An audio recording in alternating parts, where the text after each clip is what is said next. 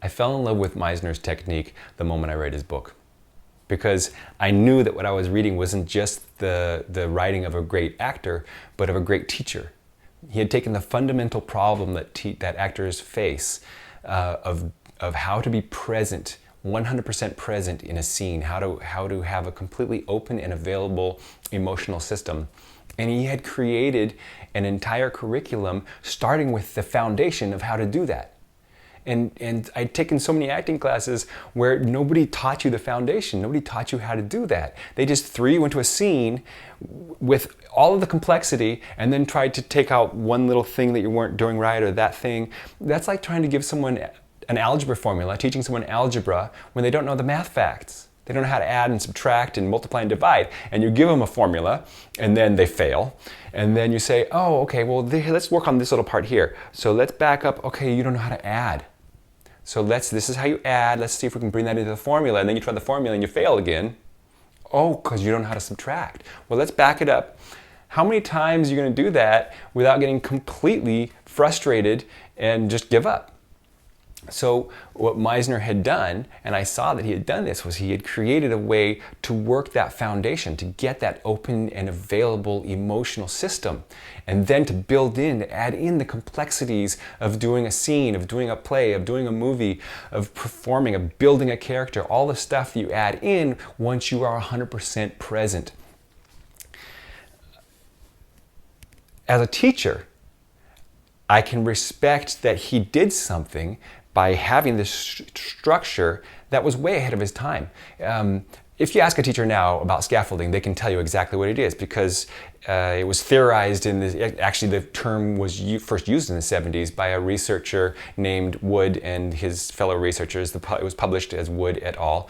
And you can look this up. That was the first discussion of scaffolding. How do you create a structure within which students can do harder and harder tasks, but still have the confidence of working within that structure until they get to the level where they're doing the fully complex task, and you can take the scaffolding away.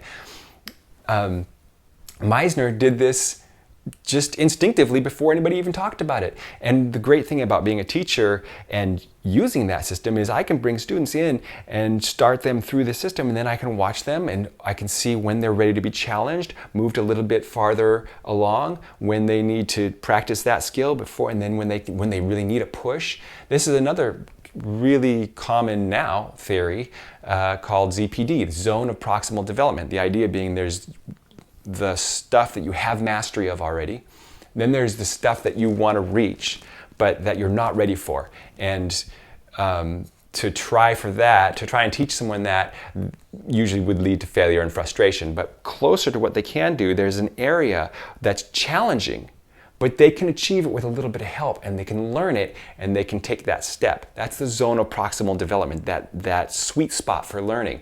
And the theorists who were talking about this, Vygotsky, he was really a psychologist who mentioned it, but then Piaget really theorized how that would work within education. He was a contemporary of Meisner. So at Meisner's time, this would have been cutting-edge educational theory. And I don't know that Meisner was studying cutting-edge educational theory. He was really in the acting world, but he sure as hell was using it. He really instinctively knew how to build a curriculum that included these ideas and these concepts.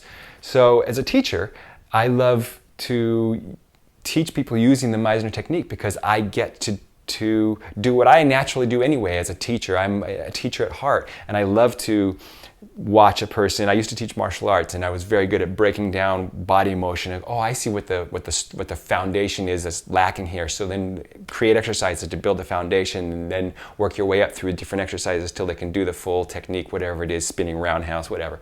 I've taught almost every subject, but it's the same in acting, except it's the curriculum's already there. Meisner wrote it already.